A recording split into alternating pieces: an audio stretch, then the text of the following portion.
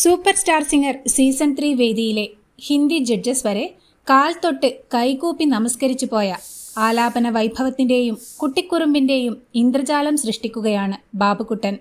ഇതിഹാസ ഗായകൻ കിഷോർ കുമാർ ആലപിച്ച ദിൽബർ മേരെ കബ് തക് മുജെ എന്ന അനശ്വര ഗാനത്തിൻ്റെ ആത്മാവ് ഉൾക്കൊണ്ടുള്ള ആലാപനമാണ് വിധികർത്താക്കളെ വിസ്മയിപ്പിച്ചത്.